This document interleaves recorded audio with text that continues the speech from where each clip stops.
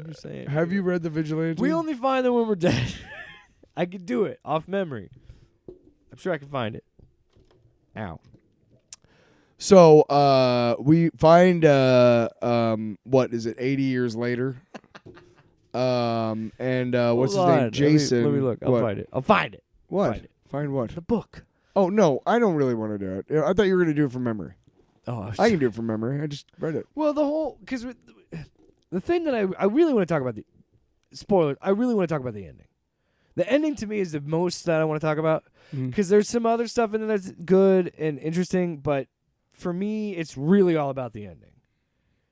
And so the last book is mostly from the perspective of Theory 9, which is an android that is made from the heart of Malik. And it's the first one that was made in the shape of a human. The last trade they talked about, the main thing they were mining, yes, they were really trying to get the flesh for the meat and everything, but they were mostly trying to get at Malik's memories. Well, they want that, but yeah, they kept mining the hearts and stuff because of the AI. They want to find the gods. The untapped data. They want to find where they're at. So Theory is recreated from Malik's memories to... It's just Terry. It's an H, dude. I know, but it's French. It's French. Oh, George. Fuck you. George Malik was his name, not Fine, George. He's Terry now. Not George as. Terry? I don't know if you said that. Terry? Terry. Terry 9. Terry? Terry 9. Oh, fuck. Terry. All right, anyway. So Terry 9. Terry 9. So he finds himself all of a sudden just kind of buffeted about and taken like on this trip, and we memories. we still see the memories of George, but we also see the really quick. I want to say for that's one of my favorite things about this book. What? Is how much it goes back to that first book, and how effectively it works as a trilogy, and how effectively it continues to keep going back to that first book. We come to understand that there's a daughter of the guy who rules the town, or and who rules the George Malik body, yes. whatever, the God Heart, whatever, Bristow, honor him Bristow, and his daughter's name is New Dawn, and we find out that she is actually on the side of the good guys.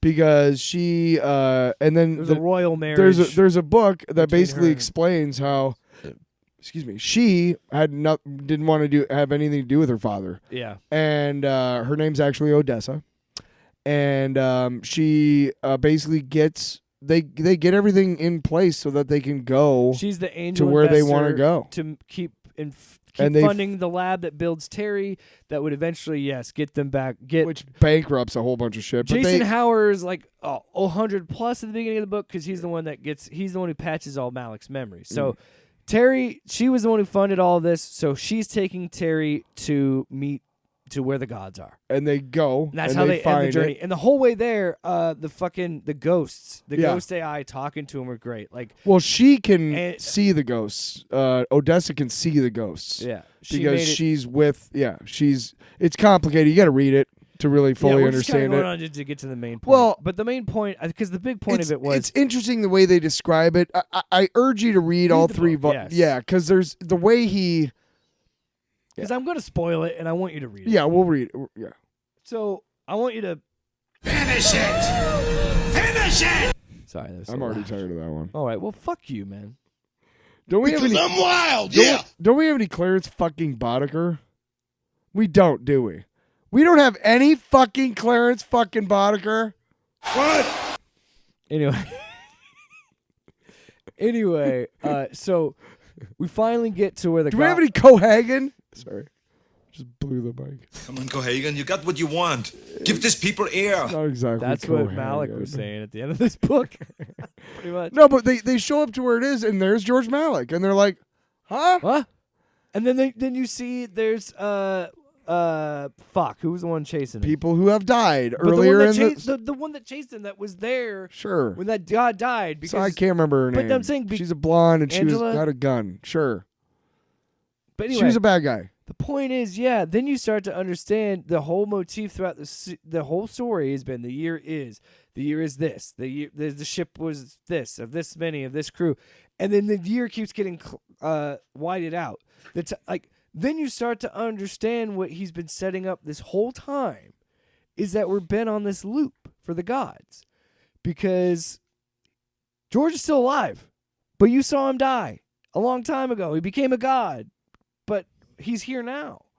And we start to understand, and like, it's such a beautiful idea on religion of like, of what a god could be, of what gods mean to us and what worship is and what, and the idea of heroism and the idea of the fable. Because you know, what I love about Al Ewing is he loves to play with fables. Yeah. And he loves to play with mythology. Yeah. And the idea of the whole twist of this book is that the gods were the humans the gods were humans the whole time. Rubbing my neck.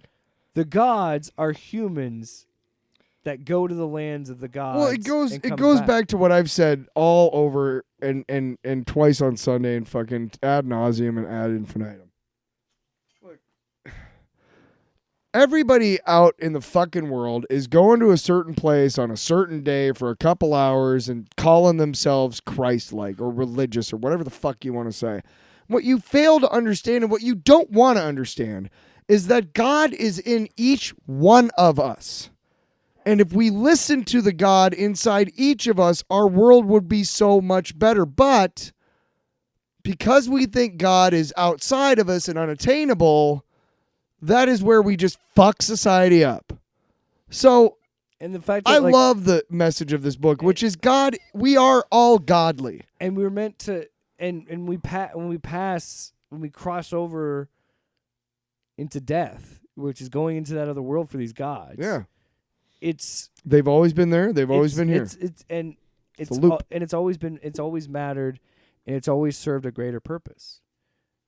And I love that message. And this book was like such a it moved. Like I don't think I ended up crying by it, but I was just very moved by the end of it. Yeah, it was pretty. It's such a neat idea of like the loop was always going to be that the gods will come through and pass through on a cycle. Yeah. Just like Ragnarok. And classic myth, and it's like, God, man, that's good shit, brother. That is good shit. It's pretty good. We love that book. Go read it. Yeah, it's 15 issues. Also, you got to read it in trades. I don't know how anybody read that monthly because that would have been fucking brutal. Just because there's so much shit that's going on, dude. Well, okay. Think about like Andor season 2, how they were like blocks of 3 episodes at a time, right? Each issue felt like, Each book, and there's 3 books, which is 5 issues apiece, so 15 total issues. And yes, if you were reading that like issue 1 and then waiting for a month for 2 and then 3, I could barely make it. I can barely make it between the books. You know what I mean? Like, oh, I want to see what happens next. And then when I found out that the second book was like 80 years in the future, I was like, what? Yeah. Because it's not really clear in the first one that it's going to do a time jump. Yeah, you think the way that it's set up is you'd think that it would keep going. Yeah. To what with him actually. I assumed that book 2 would be like, okay, well, George is back as a god, and now what? Like, no, this is 80 years later, and they've been harvesting him, and like, holy shit. He's been dead already. He's been a god and died at this point. Like, what? So, in conclusion, great book. Pico to go fuck yourself. Off and off topic with Jake and Tyler. Off and off topic with Jake and Tyler.